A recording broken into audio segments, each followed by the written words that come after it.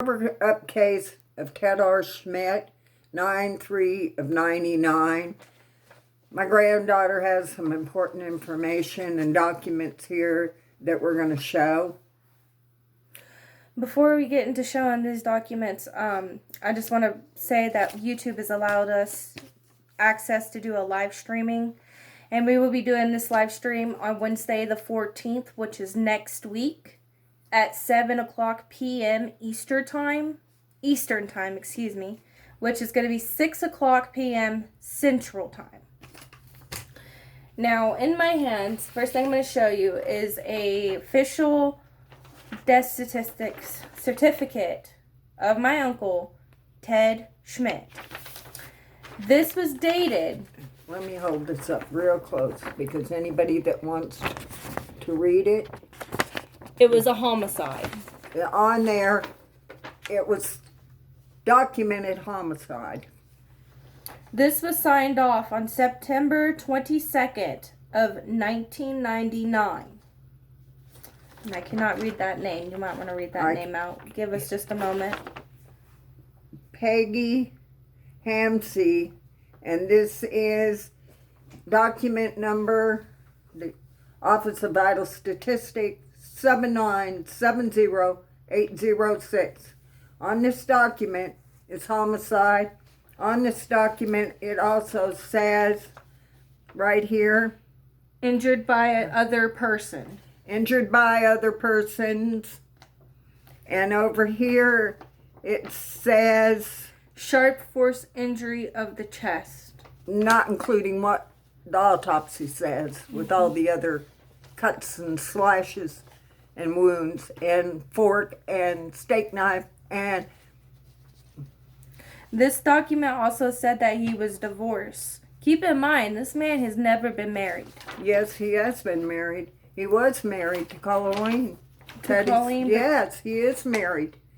He was still married when this was done. He is not married to Mala Smolser. He was married to his wife that he had a son by, and he was still married to her. And I want that straightened out. The next thing I'm going to show you is this list again. This list contains everybody that was supposed to be there, including the body removal and the medical examiner that did the autopsy. It shows that the autopsy was done at 1 o'clock in the morning.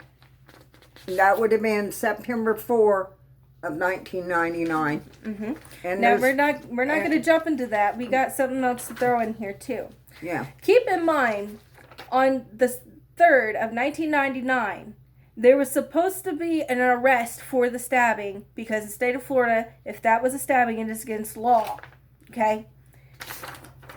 Please explain to me why Mr. Detective Koval signed off the Miranda rights to Otis McMullen and did not arrest Otis McMullen.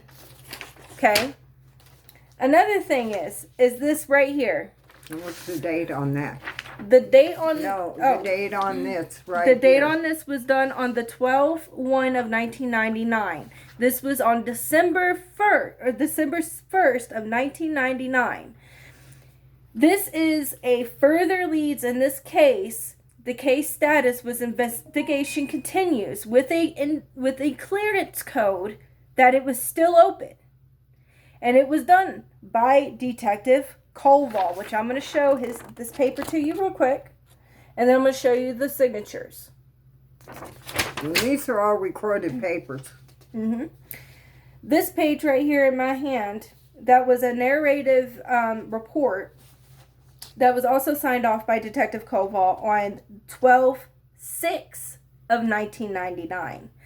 Saying that he attempted to contact Sherry Bauer, which was the sister of Ted Schmidt, and supposedly did not get an answer, which was not true.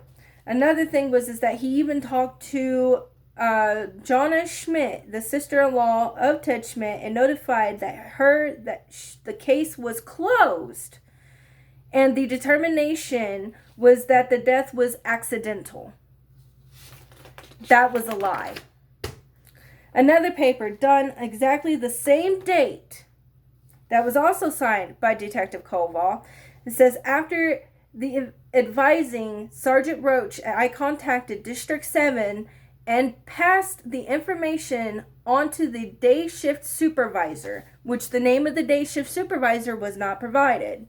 I then called Captain Weeks and advised him of the conversation. At his direction, I emailed the substances of the phone conversation with the Schmidt family to him.